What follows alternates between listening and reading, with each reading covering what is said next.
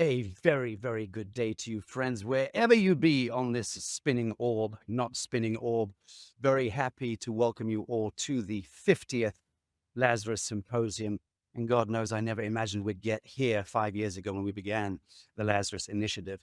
I genuinely thought within a year to 2 years, we would have finished our inquiry into the third-party intervention taking place into human mRNA DNA, which is how that was the genesis point of the Lazarus Symposium, as you well recall. And here we are in our fifth year, ever unfolding a lotus flower of revelation as it relates to our relationship with the cosmos, our relationship with reality, with our own consciousness and our own upshift at the collective level. Resurrecting ourselves from the proverbial dead. That was the point of the Lazarus Initiative and the Lazarus Symposium. And today I can tell you, I have a panel of superb icons to help guide us through the latest revelation, which we're living through and which is hurtling by best accounts toward us. Of course, I'm speaking about the fact that we're experiencing this moment of extraordinary cosmic significance. 3I Atlas is not simply a passing interstellar object, and its speed, trajectory, and chemical makeup suggests something far more profound. Unlike typical comets, Atlas carries signatures of intelligent design, a hyperbolic path, close flybys of Mars, Venus, and Jupiter, and an uncanny alignment with planetary positions and sacred cosmic ratios. And today, our goal is not to ask whether this is artificial. It is, but to explore what 3I Atlas is actually communicating, how it is interacting with our solar system, and by extension, our consciousness, what humanity should take from its passage. Our panel brings together perspectives from physics, investigation, exopolitics, and cosmic messaging. So we're moving essentially from the scientific anomalies to potential agendas, to the harmonic patterns and mystical dimensions, integrating remote viewing insights and historical parallels. And no happier a man will you ever find at the helm of Lazarus, let alone being your galactic commander for just the next few hours, than Sacha Stone sitting here. And why is that, you may ask? It's because my secret crush is finally appearing on Lazarus Symposium, and that is Linda Moulton Howe, the Emmy Award-winning investigative journalist and documentarian. Linda, as millions of you know, has spent decades uncovering government secrecy, UFO phenomena, and anomalous events on Earth and beyond. And her recent focus has been on the interlocus theory and updates related to 3I Atlas. Linda Moulton Howe, you are so very welcome to the Lazarus Symposium. Well, thank you. And it is making me remember how vividly a night back in September of 2017, when Oumuamua was coming through the solar system. And Avi Loeb and I had agreed on a very specific night to do an interview. And that was the night that I really began thinking about how comets could be used as camouflage by an advanced intelligence. And it was shortly after that he and I had this interview that we were talking, that the comet suddenly began accelerating on up to 196,200 miles an hour. Avi Loeb and I and others at that point were talking about what would be generating that kind of energy to get it to go up to 196,200. And now here we are in the beginning of September almost of 2025. And now not only is acceleration becoming a big question, it is ratios of CO2 to H2O. Is this actually increasing photons when, if you had a cube of ice, it's not going to be able to do that? And that this is, the last I heard, it's at least 15 miles long. I know there's been some updates on exactly the size, but that it's huge. And as Avi said back in 2017, we're talking about something that has a shape in which it is 10 times longer than it is wide. And he was the first to suggest that it was artificial and that it might be something not necessarily in a threat category, but it might be our first official introduction to how in this universe, something that looks perhaps like a comet could be camouflage for something that may or may not have intent inside of our solar system of interacting with a planet. And I would say we're in the same sort of position right now as we are during this broadcast, with more data that is going to be coming in. And I'm very interested to hear what the rest of you have to say. But that's where my attention to what is happening astronomically and could repeating comets end up being some sort of monitoring technology. Indeed. And here we are in front of us again. Beautiful. Thank you so much for that intro. Dr. John Brandenburg joining us, the plasma physicist, space scientist, and author, best known for his research suggesting past nuclear events on Mars. And John brings a rigorous scientific eye to cosmic anomalies, whilst also noting how media and government react to disclosure. Very worthy to all the worthy events that are happening at this time of revelation. John, can I see you in the back room there? Yes, I can. Very, very happy to bring you into the Lazarus Symposium. Pleasure and honor to be on your show, Sacha. Especially with Linda, joining the delightful Linda Molson. We so great. Yeah, yes, well, indeed. But no, as a scientist from a defense background, this all looks highly suspicious.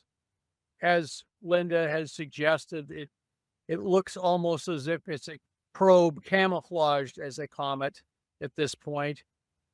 And we have to stay on our toes. There is what's called the dark forest hypothesis that basically says that the universe may not all be friendly to people like us, especially underdeveloped species such as ourselves, and we must be careful. But just like wandering around a dark forest, you're careful who you go introduce yourself to. It may be a grizzly bear for you. So anyway, but it is a time when we are learning a great deal about the cosmos as it is. And I believe this will end up being a very positive development for the human race in the end. Beautiful. Thank you, John, very much for that.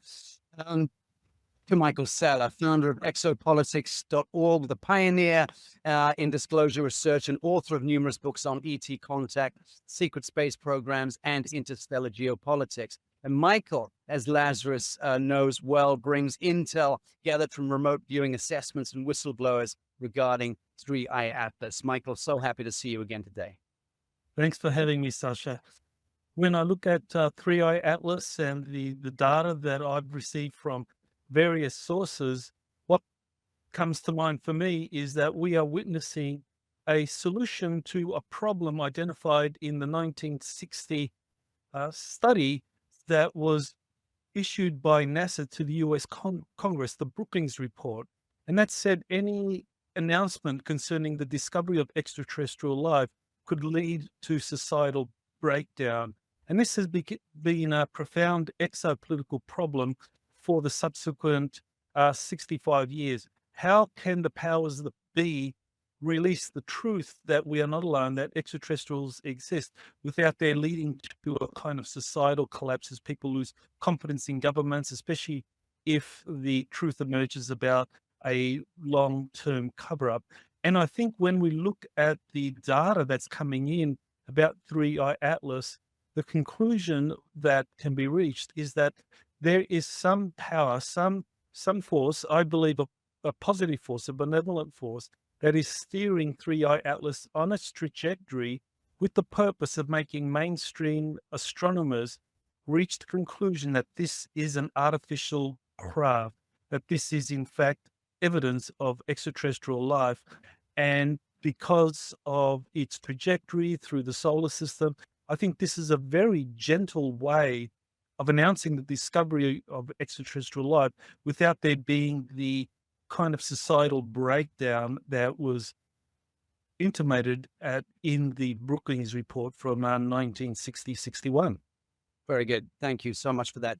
And finally, friends, joining us today, David Sereda, frequency guru and really a pioneer of the Lazarus Symposium himself. He's been here from inception point and very keen today to see a short presentation that David is going to be bringing to us. I want to just, before I bring David on, I just want to say that from my perspective, the seminal question that I'm asking is, what if 3I Atlas is not here to be studied as an object, but to be read as some kind of a text, a deliberate communique written in physics, chemistry, and harmonic code? That is the essential piece that I'm bringing forward.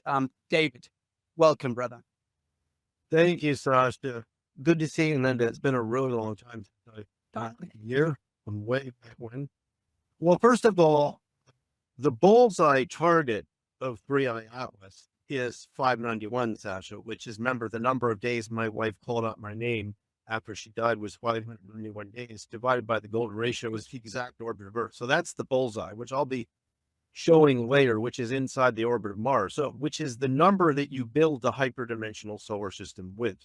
But first, what got me into 3I Atlas is I mapped the perihelion of Amon, closest position to the sun, 21 Borisov, and 3I Atlas, and the timing is 1 to the golden ratio squared, which is 1 to 2.648, 39887. So all three, and I tried to get this data to Avi Loeb, are perfectly harmonically to the golden ratio.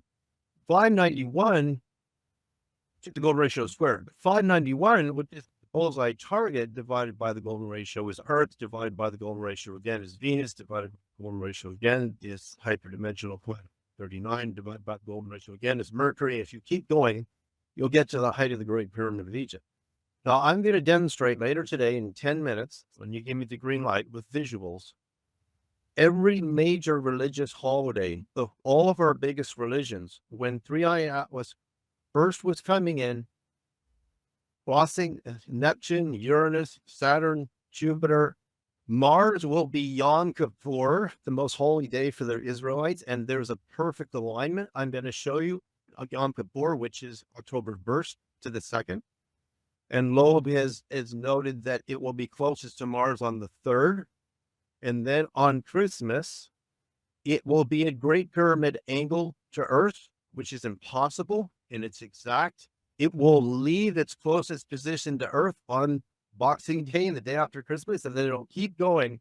And when we get to Jupiter, it will be the holiest day for Islam, the night of power, where Loeb has instructed. In fact, Congressman Luna is supporting him to use the Juno spacecraft to rendezvous on the 16th of March with 3I Atlas to get incredible pictures of it. And that's the night of power in Islam, which is the day in Islam where the Archangel Gabriel starts reciting the Quran to the Prophet Muhammad. So I'm going to demonstrate all this later, but this thing knows exactly what it's doing. And it seems to be in perfect alignment on these planet crossings to every major religious state on this planet. And I will prove that. We'll call you in for that presentation momentarily. I just want to begin by inviting John, really from a physics perspective, to break it down in the simplest terms in no more than about 2 minutes. What about Atlas's speed, trajectory, and unusual composition challenges our current understanding of natural celestial objects?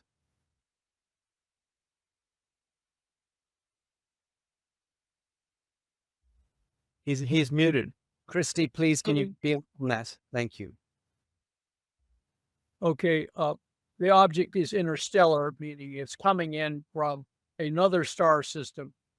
That means its orbit is completely different than almost any other object we've ever seen. It's only the third interstellar object we've been able to identify.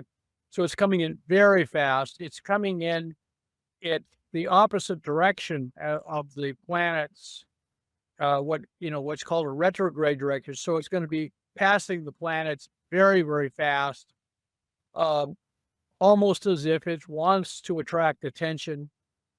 Its trajectory is completely improbable, and it comes in at the plane of the orbits of the sun, and it's the planets of the sun, and of course it's going to pass by Mars on Yom Kippur, and it's going to pass by Jupiter, and also going to make somewhat of an encounter with Venus, and this is very improbable. And to add to the improbability, when it goes past Mars, it will be in between.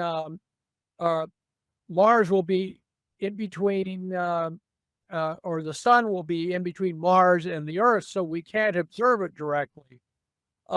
Which means it could come out from behind the sun with a completely different trajectory. Well, won't understand how it arrived there. Not only this, its composition is completely unprecedented. It's almost all carbon dioxide, and very little water. And this is water is the most common chemical in the universe. It's hydrogen plus oxygen, which is the third most abundant element in the universe, made in the stars. And so to have something made of carbon dioxide, curiously enough, this thing looks like a part of the atmosphere of Mars and frozen into a snowball, because it matches the composition of the planet Mars's atmosphere. So once again, it's almost as if it's pointing us towards Mars. And of course, as you know, I have found evidence for not only a past Earth-like period, but an indigenous culture and a thermonuclear holocaust on Mars. So I am arguing, in fact, to people that the way to disclose the fact that we're not alone in the universe is using the planet Mars, that this is a gift, so that we can disclose that we're not alone in the universe, but doing so with a dead civilization that looks primitive. So it's very non-threatening to people. Right. You're not going to see an Independence Day or War of the Worlds for Mars, because everything is archaeological. It's all dead. And that, believe it or not, is a very good thing for allowing the public to overcome its fear. Embrace the idea of a living cosmos. Beautifully summarized. Thank you for that. Linda, having investigated anomalies for decades, which elements of Atlas, in your view, its emissions, rotations, or chemical signatures, stand out as most suggestive of design rather than chance? Well, I think that there has been acceleration changes, and the very fact that there is this strange ratio between the CO2 and the H2O, ratios are perhaps never seen in a comet ever before, as well as the fact that we are looking at something that seems to be completely covered up this time as opposed to a Muamua. And I remember that one of the issues after I had done the Earthfiles YouTube channel broadcast back in 2017, that many different engineers and astronomers and others were calling me with bits of other information that seemed to be supporting the idea that, in fact, what had come through, like the speed up to 196,200 miles an hour, that it was not a typical ice comet. But between then and now, with Borisov in between, I feel that there is something that is in the argument that Avi Loeb, Weeks, and John has made, that this is something that is not behaving at all like a normal comet. And when I did some research on Edgar Casey, the sleeping prophet, because it had been suggested to me that he had written in a logbook about a date. He's going back 70, 80 years, that on the date of October 29th, 2025, Edgar Casey, writing back more than half century ago, that there would be something, and the words have been uttered, and you find in print a variety. The one that stuck in my mind, blade of light. This man who had been so accurate about so many of his remote viewings, that he said that what would come into our solar system on October 29th, 2025 would be something akin to a blade of light, and that there would be interaction, whether it was destruction, attack, environmental atmosphere, whatever it was, there would be interaction with our planet Earth. And I wonder if the rest of you colleagues in this program, have you read Edgar Casey going back to that period of time? And do you think that there actually could be a connection, a mysterious, eerie connection now, as we get into the fall of 2025, with the famous sleepy prophet date of October 29th, 2025 being this blade of light? Do you think there could be some connection over all these decades? Yes. Well, hey, David, one moment, please. Before you do, I just want to bring Michael in here.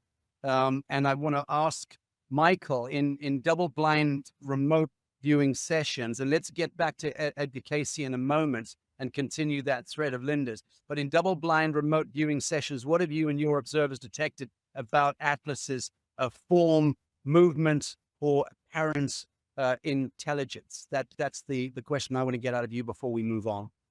Sure. The Future Forecasting Group did a double-blind remote viewing of 3i Atlas, and what was found, and this was announced by Dick Allgaier, it was that it was actually 3i Atlas was actually being guided by a craft of some kind that was in stealth next to it. And that corroborates some of the information I got from other sources, saying that 3i Atlas is really part of a disclosure plan that is in control of part of the Solar Warden program, which is very enlightened. These are kind of Navy officials who have been out in the galaxy for a long time, have interacted with advanced civilizations, and are wanting to disclose to humanity the truth, but they want to do it in a very gentle way, kind of like what John described in terms of Mars, that future Mars mission would discover remnants of ancient civilizations there, that would be a gentle way of disclosure. I think what we're seeing with 3i Atlas is part of that they are guiding it on its trajectory. It's going to pass those planets that have been mentioned. And in doing so, it's going to change course at various points, which makes it unequivocally an artificial object for astronomers who will be closely tracking it. And that's going to lead to a profound rise in consciousness among the scientific community without it triggering any kind of societal backlash or any kind of disintegration. So I think it's a gentle way of awakening humanity to the truth of extraterrestrial life. Beautiful. David, let's crack on now. You have a 10-minute presentation covering the significance of golden ratio biblical dates in planetary orbits in relation to these interstellar visitors, but kindly begin by tailing off Linda's question regarding Edgar Casey. Okay, let me share a screen, because what she just said matches exactly my hyperdimensional orbit. So let's go where it is on October 29th first, and then I'll go to my presentation. You see that? Yep. exactly will be at position 591 within that date of the 29th of October, which is the bullseye. That's its bullseye, which it will deflect off of, which is just in Mars has an orbit of 686.9 something Earth days. 591 is inside of it. Remember, 591 divided by the golden ratio gives us Earth, and then divided by the golden ratio again gives us Venus, and you just keep going, and you'll go all the way to the top of the Great Pyramid, and multiplied by the golden ratio, you're going to hit all the other planets to high degrees of accuracy, which I presented here before. So I don't want to spend too much time on that. I'm astounded that Casey's number is so close to mine. So now watch what happens when I go to my presentation here. You're going to really see that the beauty of how this visitor is doing this so precisely on all the planets. So let me just share screen now. Yeah, we lost your presentation for a second, so just bring it back for us. Yeah, well, I got rid of that one because that's actually the live screen on the Sky Live of where it is. You can punch in any date so you want on the live screen. So now I'll go to my main presentation, which is from here it is. So let me go to this is my Medium article, and you'll see.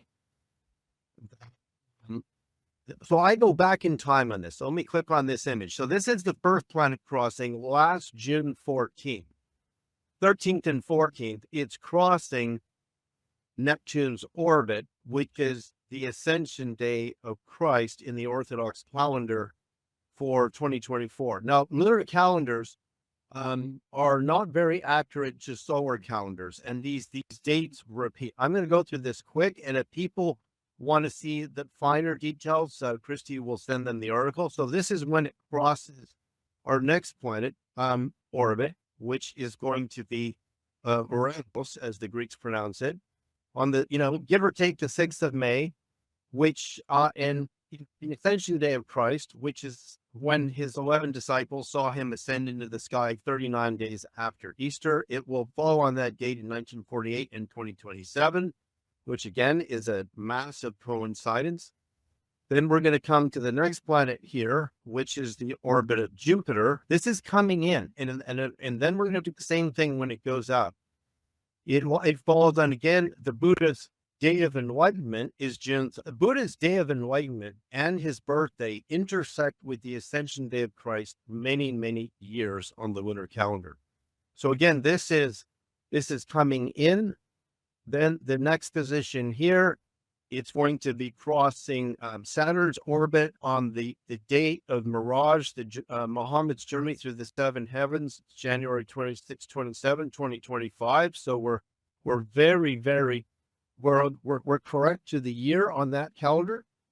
Keep going. It's going to get really interesting here because this is when it crosses the orbit of 16 Psyche, which is the asteroid that's made of extremely, extremely valuable precious metals. It crossed this past August 14th, 15th. The 15th is the Mother Mary's Day of Ascension, which is very precise. I don't know how it's doing all this, but it's doing it. Then it comes here, its closest position to Mars, which is within 1 day of Yom Kippur, which is the Day of Atonement for the Israelites, and the day Moses received the 10 Commandments for the second time from his God.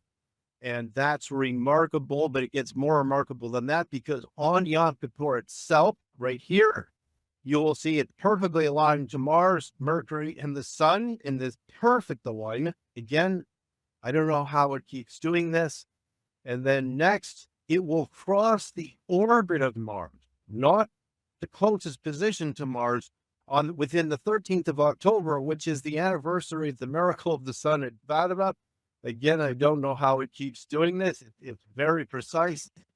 Then its bullseye target right here. I actually dated it the 23rd of October. Linda Howe gave us the 29th. So those are incredibly close.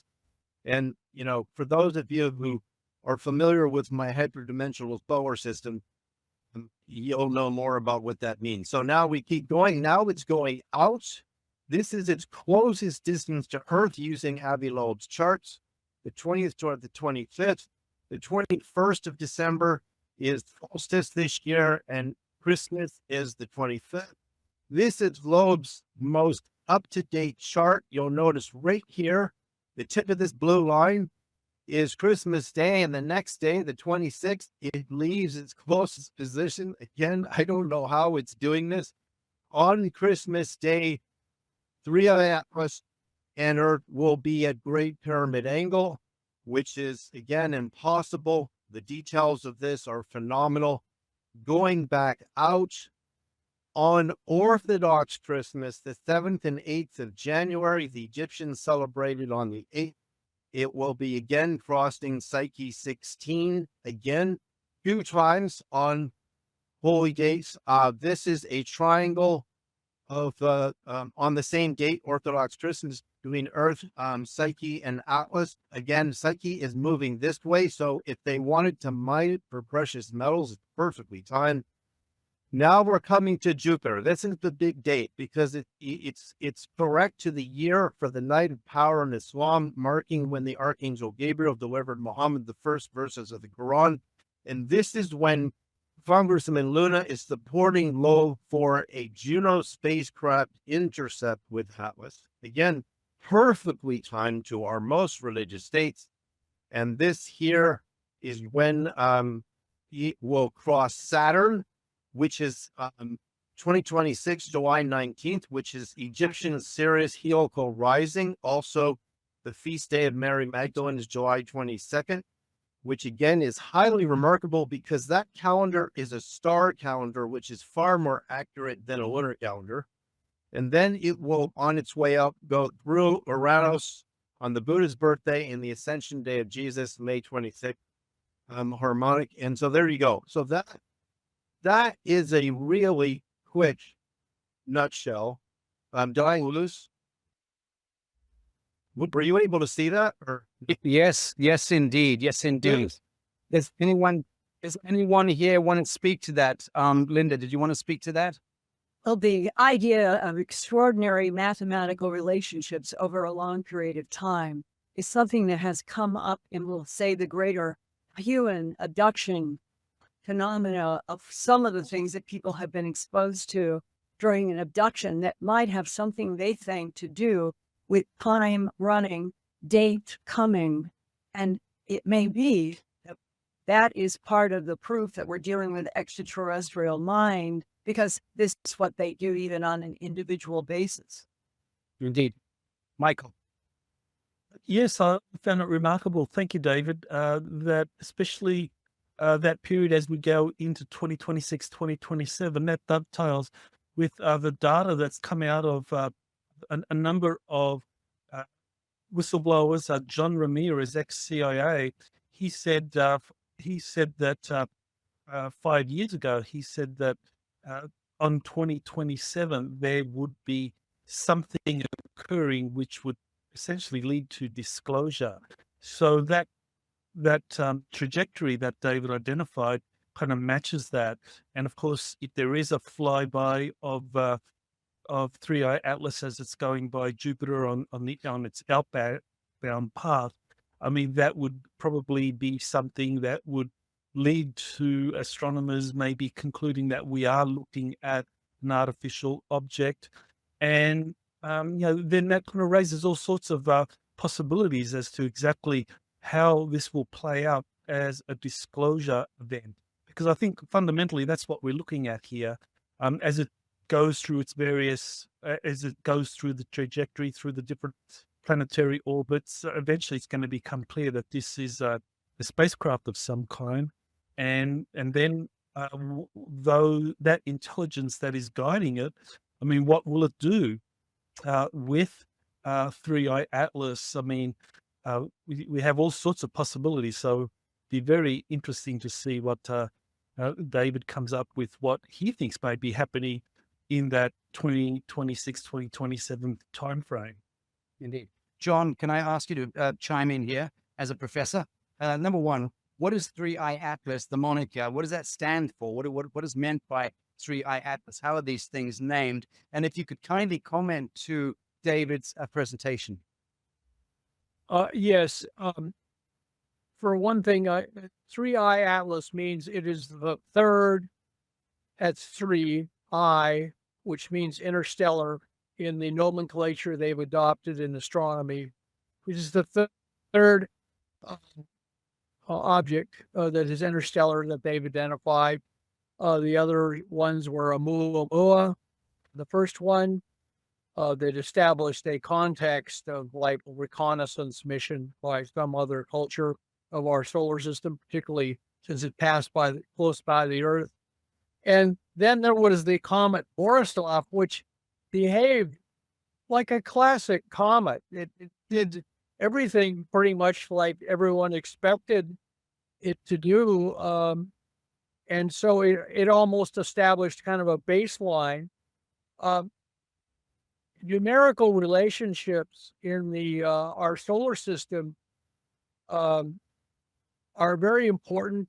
There's what's called the Titus-Bode law, which cannot be derived by any known model of the solar system formation, which shows that you can derive orbits of the planets from a simple mathematical sequence, and it's quite precise and works all the way out to the planet Uranus, and it seems to become less precise at Neptune, and of course doesn't include Pluto. But numbers are extremely important.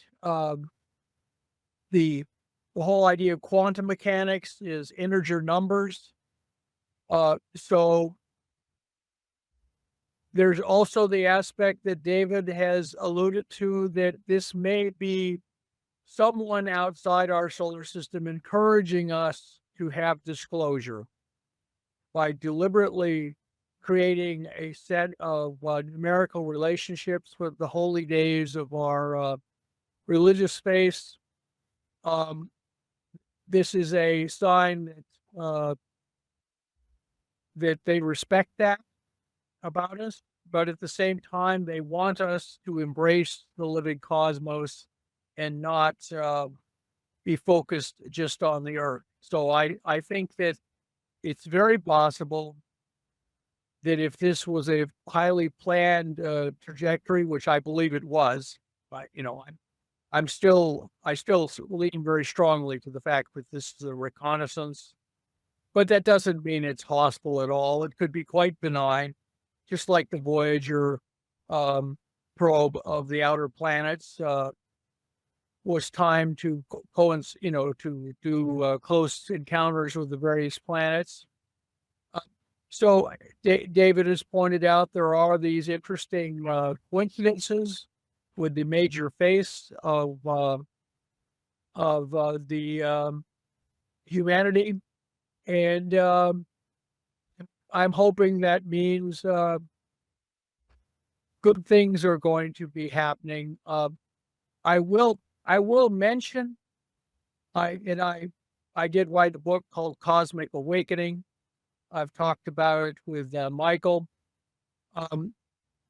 If you look at the example of Japan, when Japan was opened up to the world from being a medieval isolated kingdom by Commodore Perry, which was a very friendly visit. They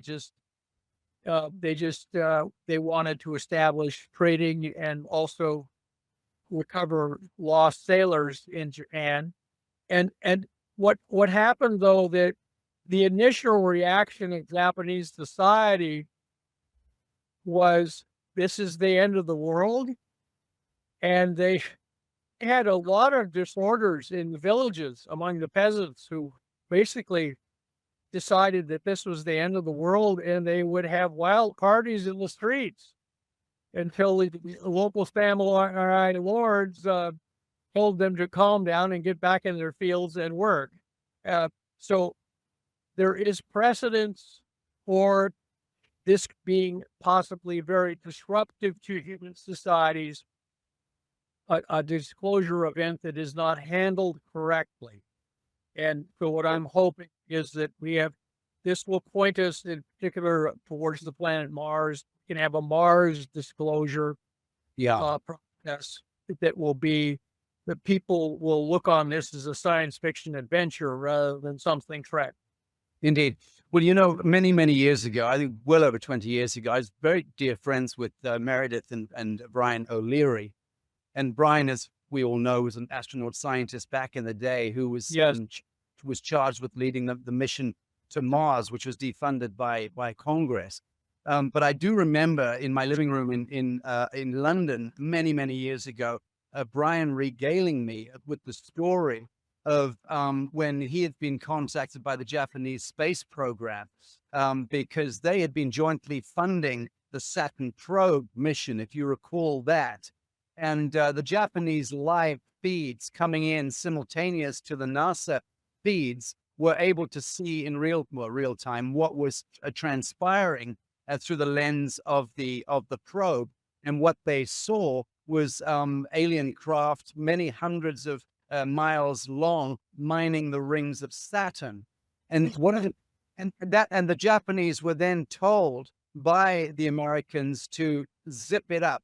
And they were deeply offended because they had jointly financed the mission and essentially said, no, get stuffed. We are going to we're going to bring disclosure to our people. Well, that began some really dastardly internecine wars, which many tether all the way to Fukushima and the auto destruction of the Japanese economy through those seismic weapons and the whole Fukushima shit show that emerged was connected to that narrative. But the point I'm trying to make here by remembering Brian O'Leary and remembering the Saturn probe and the fact that, 2 decades ago plus, we had these epochal totems known to us. We had the information, but of course the information at that time was heavily sequestered in the military intelligence basement and the space program base. And that never got across to humanity. We were not able to read those signs, begin to assimilate what it means to the gestalt that we have these neighboring entities that are hundreds of miles long. So it's also almost redolent to me of that story that this tremendous epochal event now coming earthbound or inward bound toward us. It's almost as though this is forcing itself to be seen, to be heard, to be known, to be felt. Yes, it is. By the mainstream, and it's no longer something coverable, upperable by those usual Sabbatean elements. Michael, what are your thoughts on that? So, Yes, it is. project something really quickly having to do with timelines. Going back to 1999 on the East Coast, I had a remarkable 7-hour meeting with a man who was retiring from the Defense Intelligence Agency, and his colleague with him was also in intelligence, but did a lot of work for the World Bank. And in those 7 hours, they were talking to me about what they knew of extraterrestrial layers geophysically, layers atmospherically through the solar system of different types of ETs, where they are based, what we knew, a big picture. And at one point, they stopped and said, there is a very important timeline that is going to be coming. Really? I think that it's between 2020 and 2025. And that by the end of the year of 2025, we don't know what Earth will look like. I've never forgotten those words. Today in 2025, when I saw the first image of the blue and out of the blue kachina of the Hopi, which are the peaceful aspects of this, those words from those two men to me in 1999 in Washington came back, and I thought, my God, what if what's coming is related to what they said by 2020 to 2025, there was going to be much destruction.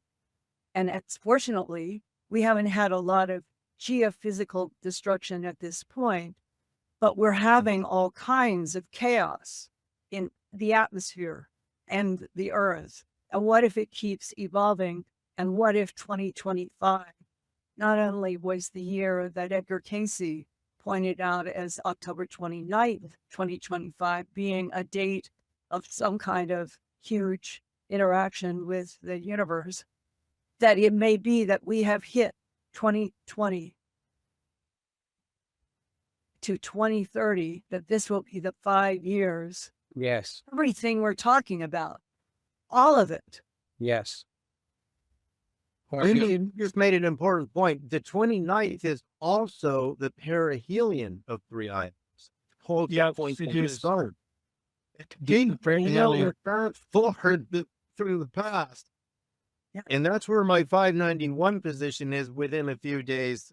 With this, I tell you, this gets way deeper than what I presented here so far today. And I'm so glad Linda's here to bring up. I've been getting goosebumps on my arms on her October 29th. You have perihelion and my 591, which Yeah. What do you personally think, or Grok, or all of you, about the significance of 2030 as an endpoint? So let's discuss that, Linda. I want to bring Michael in briefly to touch on the earlier dialogue, and then we'll move on. Sure. Well, I think what you said, Sacha, about that story about evidence of artificial structures in the orbit of Saturn, and how the Japanese were blocked from releasing that. And there was a struggle, internecine struggle. I think that's mirrored in what I have seen in U.S. history when it comes to disclosure of extraterrestrial life. There's always been this internecine battle between those that are pro-disclosure and those that are against disclosure. And I think what is happening now with this passage of 3i Atlas is a way of making disclosure happen without it being blocked, because there are just so many amateur astronomers out there with telescopes that are charting the path of 3i Atlas, and of course mainstream astronomers as well. So if they are guiding it, as I think the double-blind remote viewing confirms, and as other sources confirm, that this is being guided on its path, that we can expect course trajectories changing, that's going to make it clear that this is a extraterrestrial or some kind of spacecraft, whether it's extraterrestrial or whether it's a human craft belonging to Solar Warden. That, I guess, we'll find out in the future. But I think this is a wonderful way of ensuring that we move forward with disclosure without the, what do you call them, the black hats, the dark hats, the cabal, deep state blocking it. So this is an interesting slide, isn't it? Baba Vanga also predicted this, and then correlated massive alien ship larger than Manhattan could hit Earth this November. To Linda's question about 2030, I know that Lazarus members will remember that I spent over the last couple of years a fair bit of time with, let me just put it this way, the individual with what appears to be the biggest private collection of alien artifacts anywhere in the world. And I have covertly filmed some of that evidence, those artifacts, including the alien skulls with the eggs in the womb and all the rest of it, was then told in no uncertain terms by intelligence to strip that off the web, which we did. I tried to then put it just into the members only, and again told strip it off. Now that was a year ago.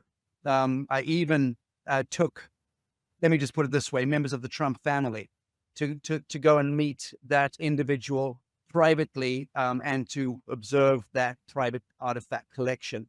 So this whole business of sequestering these artifacts comes to my mind in the person of the individual who owns that private collection, who is a wonderful, godly, I would say almost angelic being, who has been serially abducted in the benevolent sense for 49 years, since he was 11 years of age. He must now be 61, 62. And he told me about a year ago when we were sitting down, I've been to visit him multiple times. in Central America, where he lives behind a bit of a gated fortress, it has to be said. And he informed me that the last time he had his Star Nation friends come to him, they arrived shortly after midnight at his home. And he described the female as being in control. He'd known them for almost half a century. They'd never aged or dated. The female was some Star Nation being incredibly kind and benevolent. And next to her was a masculine entity that was part android. It was part robotic. It was incredibly strong, powerful, and was there as a protector of the feminine entity. And they took him about an hour's drive. They asked if they could get into his vehicle with him. Took him for an hour's drive outside the city where he lives. I'm not going to name it. It's in Central America. And drove around a hillside. And he remembered that that was the same hillside that he was driving around in the back of his mother's car when he was 11 years old with his brother and his mother in the car. It was the same hill. It was the same road. And 50 years ago, he had been abducted out of that, or taken out of that car. Time had frozen. That had been his first engagement with the ETs, the Star Nation people. Now, half a century later, he was taken to the same spot in his own vehicle driving. And as he drove around the hill, it was now early hours of the morning, 1 or 2 o'clock in the morning. He saw an alien, a UFO, a beautiful lit UFO. He said to me, Sacha, it was a bit kind of Star Trek-y. It was a bit of a Toys R Us UFO. But he said, I asked my beloved friends, what are we doing here? And they said, this is a gift for you. You've always wanted to fly one of these ships, and now's your chance. And he jumped in. He said, as he entered into the ship, it felt as though he was forcing himself into a kind of aerated gel. And he panicked momentarily. And they said, don't panic, just force yourself in. It'll infuse your body, your biome will be completely infused and protected, and you'll be able to travel at warp speeds, whatever. He got into the craft, was able to navigate it. And they said to him, you can go anywhere in the cosmos that you choose. This is our gift to you. And he sat and he said, I want to go to Miami. Oh, well, they laughed and they said, are you quite serious? He said, I've always wanted to go to Miami, but I'm prohibited from going to the United States. And my best childhood friend immigrated there and lives in Miami. And I would love to go to Miami. So they said, fair enough. And then they said, oh, one moment. No, we don't have, we have a treaty with the US authorities. We're not allowed actually to go into the US. We've agreed to that, but we'll shirk the treaty, but it's got to be in under 85 seconds. So we can go and we're out under 85 seconds. He agreed. They said, set your intention to where you want to go. And he was just thinking of his friend in Miami. And he said to them, when are we going? And they said, you're already there. He looked out the window, saw the apartment block of his friend in Miami, which he recognized. And his friend was doing dishes in the kitchen. And he ran across the lawn, tapped on the window, hugged his friend, had about 60 seconds with him, ran back to the craft, and boom, they were back in Central America at the base camp. He was then driven home. He drove the ET friends home. And at his doorstep, they said to him, well, he said, why did you give me this gift after all these years? What was that about? And they said, because this is the last time you're going to see us. He said he broke down. He'd become so friendly over the years with them. And they said, we will be back. And Linda corresponds with the 2030 dateline. So this was a few years ago when he had the last encounter with them. And 2030 was clearly designated as dateline 0. And then 2032 was explained at that time to my friend that we would be fully inducted into the cosmic symphony of galactic intelligence, so to speak. I don't know if that helps the math of your 2030 dateline, but let's ask David Sereda what he thinks. Could I add one about the it has been stressed to me by people who have worked inside JSOC and aerospace that beings like the tall whites, as an example, they are not using propulsion systems as we think of them, that they literally do not move through space, that they manipulate time by frequency areas. The vast computers are moving them. It can be from one end of the universe to the other in a second, because they are not moving through matter or what we think of. They are literally resonating with frequency points that the computers do in a parallel with manipulating time. Yes. Frequencies, and in seconds, they're 55 light years. And I have come to feel now that is a true description of the technology that is out there, even if I don't understand it further. Beautiful. David. Okay, I'm going to show you something to confirm what you're saying, because where is Tree Island going to be in 2030? Watch this. So it sent us another message. Got this from Loeb. So let me just share a screen. I'm just going to show you my calculator, which is not there. So I picked it up right here. So now I'll share my calculator. So what it did, its rotational axis was 16.16 hours. Watch this. It's going to blow your mind. 16 point, that's rotating on its axis times, I'm going to break this down in minutes. That's the age of Methuselah, 969 years. Now watch this, times 1.618033987. I'm going to go all the way into Nibiru. You're not going to believe how this works. Keep going. That's asteroid Ceres. That's Jupiter almost. That's almost 100% of Saturn's orbit, 99.4. And I'm going to keep going, keep going, keep going. I know the number I'm looking for. You'll see it in a, that's it. That's Nibiru. Watch, divided by, that's in days. So I'm going to change this to years. Divided by 355.256. Bingo. Sitchin said Nibiru had an orbit of approximately 3,600 years from Mayan, Babylonian, Sumerian data. That's 3,620. That's incredibly accurate.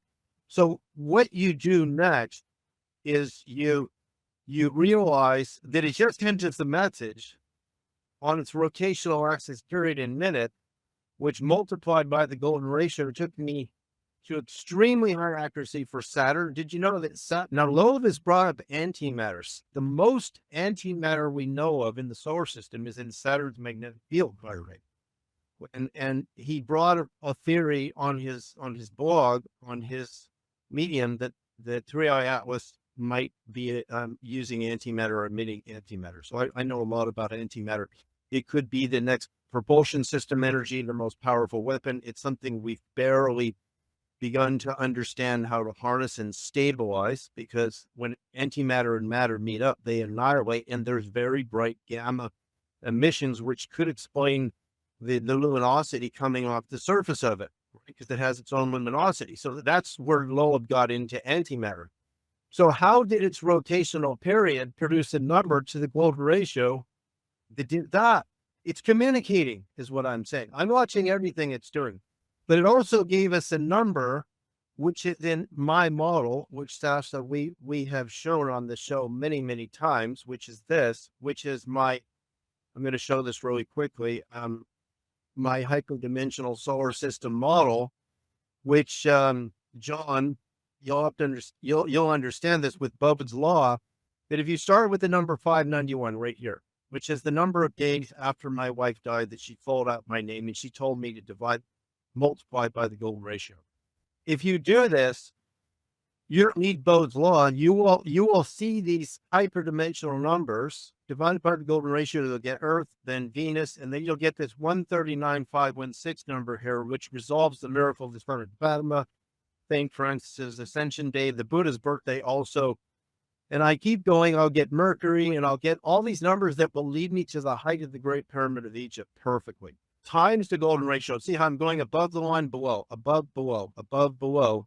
These numbers above are days in Earth time for 9 upper planets, which are balanced with the golden ratio with my 9 lower spheres, and that's counting the sun. So why is that? It's that way because the ancient Egyptians actually documented what was called the Aeneid, which is the nine. They had an upper nine and a lower nine. And the yogis of India described these upper planets, lokas, as being planets of the enlightened beings, Christian loka, Varani loka, the planets of supreme bliss and enlightenment, but they were visible to us. So the number in the rotational axis period of Methuselah's age is in my chart, but it's not visible. Look, we have UAPs coming in and out of interdimensional space, and we have to now graduate to the understanding that it's Borisov and 3i Atlas are 1 to the golden ratio squared apart in time, that perihelion. So then it's built by 591 divided by the golden ratio and times the golden ratio builds this huge ball. By the way, John, I solved the problem with Neptune's orbit. It's hard to share with you because it's mathematics. Sure. Yeah. Very good. Well, let me actually want to bring John in here because I wanted to just ask John to break it down for the audience. Does authority combined with JWST's deliberately low resolution imaging suggest that authorities are managing this discovery as a crisis level secret? Yeah. Yes. I agree with Linda. Okay. Yes, I think that I worked for 10 years in nuclear weapons labs and not nuclear weapons, but on fusion energy and directed energy weapons. We went through 2 sort of secret crises where, after 83, we worked inside a big security fence. We couldn't talk about what we knew was going on, and morale collapsed in the staff of the scientific staff because they felt we were close to a nuclear war. We're closer to a nuclear war than we were during the Cuban Missile Crisis, but nobody outside the fence knew it. I wanted to speak, and also going back to Michael bringing this up, yes, it appears that the government is going through a secret crisis about this matter. You may have noticed this.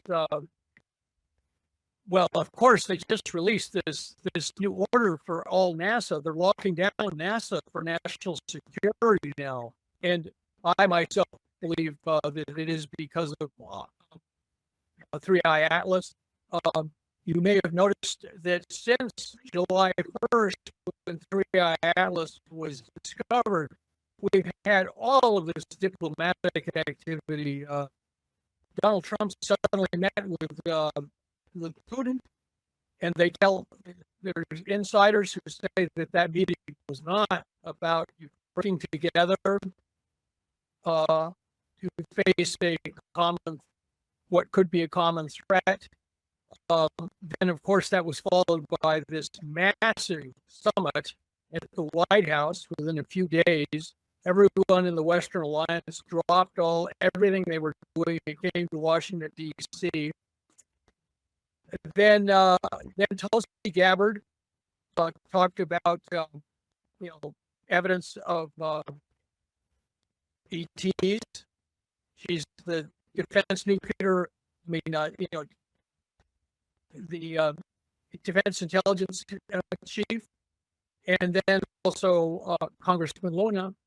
And I thought, just like Linda, I thought, what could be more reassuring than these confident women coming on and saying, "Oh yes, we've seen evidence for extraterrestrial intelligence," and doing it in such a charming way that it reassures everyone. So here's another problem, by the way. You may have also noticed they moved the National Guard into Washington, D.C. Yep. And I'm sorry, that's another aspect of this possible, what I believe is a secret crisis. There's a faction, of course, in the secret government that doesn't want disclosure under any circumstances because their power within the government is based on the secret. Yes, it is. And the secret, That's their job. Yeah. So if disclosure happens, they lose their power. And I wrote a novel. Linda is aware of it. It's called Morningstar Pass: The Collapse of the UFO Cover-Up, where, in fact, two women journalists, inspired by Linda's good example, bring down the UFO cover-up. And in the process, the secret government decides to try and take over the public government. And the response, one of the women calls the National Guard from, the governor of Maryland, and he sends the National Guard, and they guard the Congress during this process so that they can't, the secret government cannot perform a coup d'etat. So it's it's a very dramatic novel, but disclosure for some people in the secret government is almost doomsday. Indeed. As far as Indeed. I'm going to bring Michael in here. Michael, how might predictive programming around Atlas and its interpretation tie into global power dynamics? And could this anomaly be influencing human decision making at an unseen level? I think there is definitely some connection. And I mean, when you kind of brought up that Edgar Casey prophecy about some light around October 27, as I recall, of this year. October And 29th. October 29th, thank you. What that brings to mind is another Edgar Casey prophecy, which was that Russia would be the hope of the world in the future, in post-communist Russia. Yes. And so you look at that Russia is fighting a proxy war against, it's not just NATO that is supporting the Ukrainians. It is this kind of dark cabal that really wanted to destroy Russia using Ukraine as the mechanism for doing that. But Russia is succeeding in defeating that on the battlefield. And you have something similar happening in the US at a kind of national level with the whole Trump versus the deep state struggle. And if you look at their recent meeting in Alaska, I totally agree with John that it had much more to do with some of these kind of like secret exopolitical developments around the world. And literally what is happening right now is the deep state, just the US, but the world for decades, if not centuries, through compromised politicians and so forth, are being defeated. And I think the timing of 3i Atlas and what David has been telling us, all these incredible dates as it passes orbits and near planets, does suggest that what we're unfolding now, that there is a profound disclosure event, which is more than just revealing the existence of extraterrestrial life. It's liberation of our planet from this very dark force, which has been oppressing it for decades and centuries. And I think I'd like to just I'd like to add to that, Linda, before I bring you in, just Put something in really fast. The sorts of mindset. Get ready to watch the Kabuki theater.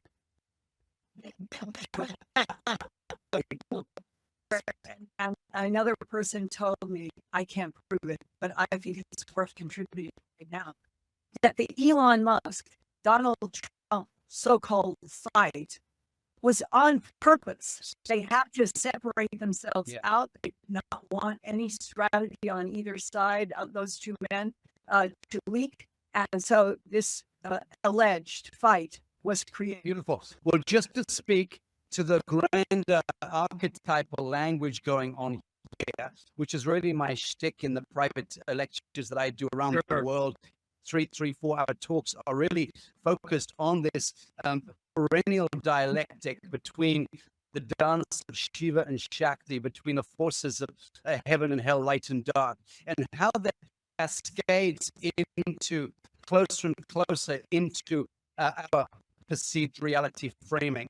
So we have the archaeocosmological mythos of the Enkis and the Enlils, of the angry, jealous gods of old versus the immanent flame of the Magdalene and the Christic.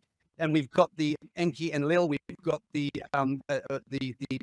Cain and Abel, which is a very important one for us to consider here, and how Cain and Abel, snake blood and bird blood, essentially transmogrifies into our reality historical framing as the Khazarians and the Tatarians.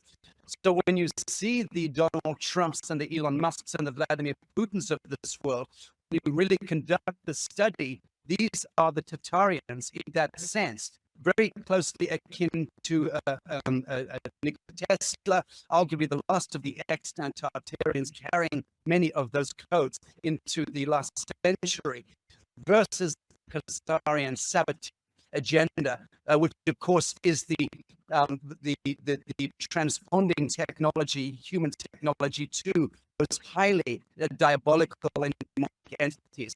And the Luciferian versus the Satanic, in a sense, becomes the most to make a distinction between the Luciferic and the Satanic. They are not the same thing. In fact, they are polar opposites to a great extent.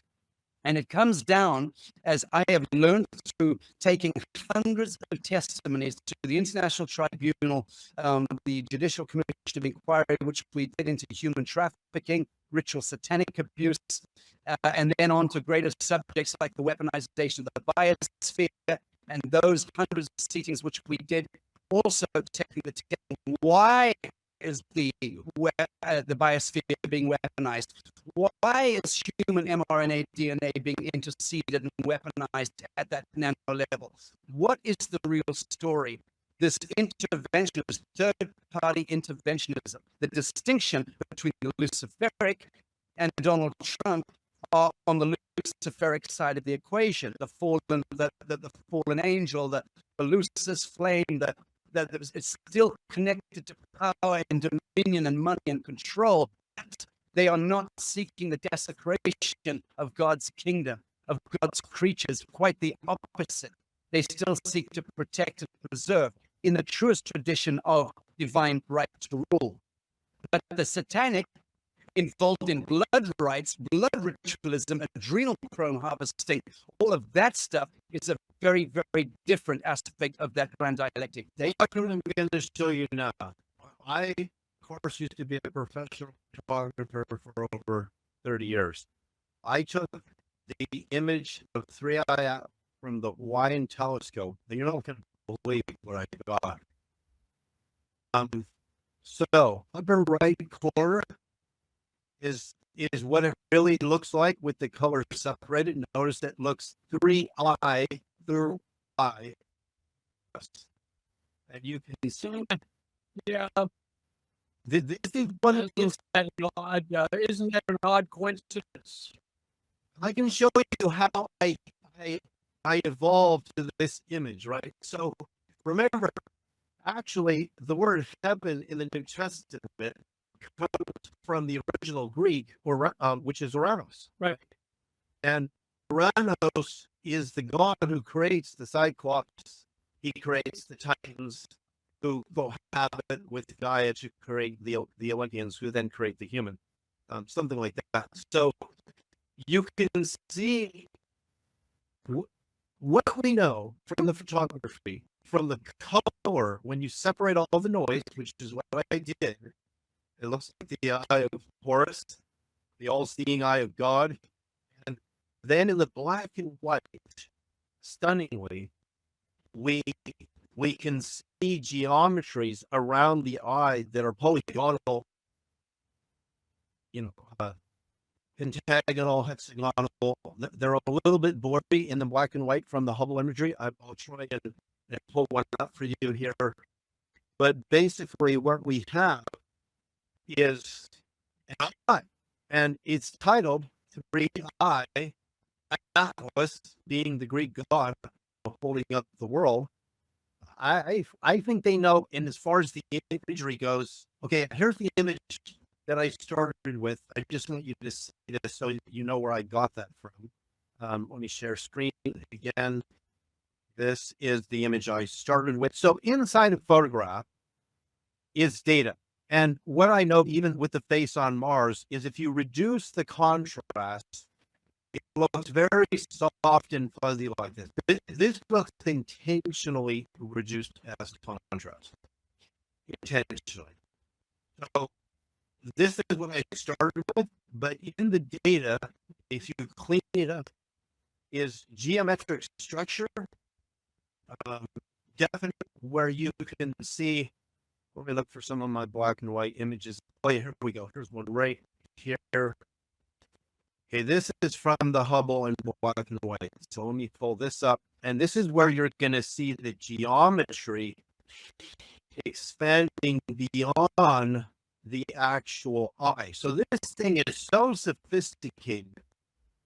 I love the black and white because the black and white bands are going to be more, you can see polygonal structure in angles in this Hubble image. Lots of red. I can see it with a trained eye very well, which is extending beyond the eye. Now, these images are from the 21st or so of July. It's very interesting that all of our last images are at Sirius helical rising, which is July 19th to the 22nd, and the Apollo was July 19th and 20th in 1969. So we have images of structure. With the black and white, really good for topography. I think they have far. Yeah. Very good. I'll just interject something. Yes. It is typical of the government when it's starting to encounter things that it doesn't want to discuss. Is you will have sort of data blackouts. They had a lot of James Webb's Space Telescope pictures, and they did a data embargo on them. They wouldn't release anything for several weeks, and now they're starting to release things. I also wanted to mention, and of course, all of this is accompanied the 3i Atlas, but the diplomatic activity, they coincided with the National Guard. The meeting with Putin and Trump coincided with the National Guard being being moved into Washington, D.C. Yes. Almost coup d'etat, deterrence of a coup d'etat while he was in Alaska. So we may be getting into a problem where we have a public government with a public constitution, and then we have a secret government with its own set of rules, and the two, there's going to be a struggle between those two entities, and of course, I believe the public constitution will win, but it's the center now of the secret government in this country now is apparently the U.S. government. Indeed. And Forgive me, we're winding toward the end of this segment, and I wanted to, as we approach closing comments, I just wanted to ask Michael, are there patterns in government handling of interstellar anomalies that suggest a deliberate agenda to control disclosure, and how does Atlas fit into that narrative? Well, it's very interesting that you had in 2017, you had the beginning of the UFO issue being taken seriously when the New York Times Politico published articles. And 2027, which is the year that John Ramirez and others have identified as being the culmination of this kind of decade of preparation for disclosure, and of course 2027 is when two of those outer planets, And so I think that there is some kind of timetable that is unfolding here. And personally, I think this kind of period that we're entering into, like this October 29, 2025, that I think actually does have a lot of significance if we bring in the Casey prophecies going. We will actually be not just dealing with the disclosure of extraterrestrial life, we will be dealing with the collapse of the deep state, the Satanists that have been running the show for duration, not just for the planet, but for the entire galaxy. So I imagine we're going to be really in this next 2 years, kind of witnessing some incredible advance, and I'm optimistic that by the latter stages of that period, by 2027, that the kind of exposed and defeated, and then we will have open interaction with our extraterrestrials, and it'll usher in a new galactic age. Beautifully stated. Thank you. Yes. John, I want to get your closing comments, your takeaway on the significance of this extraordinary galactic phenomenon, which we're about to intersect with. I tend to agree with Michael that we're going to go through a period of it's going to be a roller coaster ride. I'm sorry, these things never. For one thing, powerful entities never give up power willingly, and so we could have a intense struggle between the public, constitutional government, and the secret government over the next 2 years. But I believe that the net effect of 3I Atlas and Oumuamua, its earlier one, is to hasten disclosure by the public government. And I think that is, as it says in the Bible, you shall know the truth, and the truth shall make you free. We will have a restoration of a government by the people, for the people, in this country, and generally in the whole world. So I am optimistic, but at the same time, let's brace ourselves maybe for some turbulent events. And but anyway, I think, in fact, I think this show is an important milestone itself. Thank you. Beautiful, John. Beautifully stated.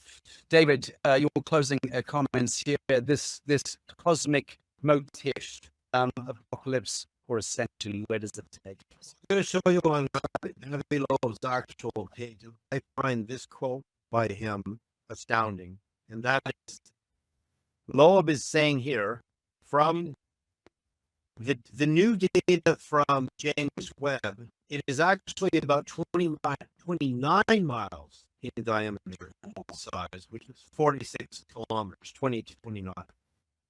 And that Loeb is saying, based on the CO2 emissions, if those are representative of organic beings, we exhale CO2, we breathe in oxygen, that would be accompanied by as many as 10 million persons, assuming they're the size of us. This is actually his data.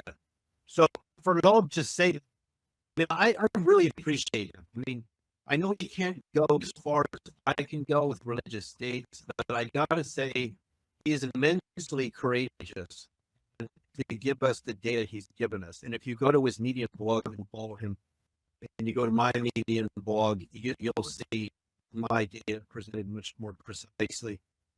I just I know that he's in a world where he's not allowed to do certain things, or he could risk losing funding. So he's giving us clues, and the CO2 data and the new size of it, it's enormous. It's the size of a city, and if you multiply that by all of its dimensions, it's bigger than any city on Earth. And you think of, in closing, the end of the Book of Revelation and the New Jerusalem landing upon the Earth. I've done some new math on that one too. I mean, it's put at approximately 13 to 1500 miles cubed. If you sat that on the Earth, John, you know what would happen to the orbit of the Earth. It would destroy space. You just look at the As a memory, it doesn't actually come and rest on the Earth. It's more, it floats around near the Earth. But yes, your points are well taken. I was going to mention the odd coincidence that the object now they're talking about it being roughly the size of the moon Phobos that orbits Mars already. Again, another. It's like a big finger pointing us towards Mars. As there's way more on Mars than I have. Way more. yes, I suspect we're going to take the conversation further. Let me bring in Linda here. You closing.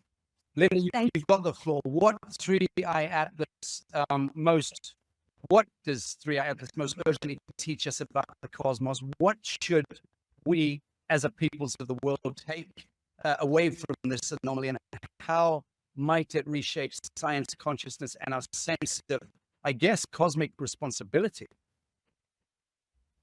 It was about 10 years ago that I received in mail a thick package. The illustrations, color, black and white, some photos. He was a military guy who wanted me to know that he was also an abductee, and he wanted me to see what it was that he was illustrating. But he would never do an interview, even if I changed the frequency and his voice, which I have done many times in my career. No one has ever been hurt by that. And because what he's showing me through the eyes of somebody working in military operations, some of them were from out of the earth, say up to 80,000 feet or something that wasn't just an airplane, but high enough to look down. And illustrations were showing various aspects of our planet with brown objects on the oceans. And when I finally was able to talk with this person, what are the brown objects? He said, by 2030, the world will have started changing so rapidly that I was shown there will be whole cities that will be made with the help of ETs on round apparatus to float on the oceans because of the problems that there will be in the land. And until today, I have that file somewhere. I've wondered about that often. Occasionally, an adoptee will say, I have been taken someplace and I'm looking down on an island, or I'm looking down at something but it's so round and it's floating on the oceans. It's been a thread that has come through the last 10 to 15 years without my understanding.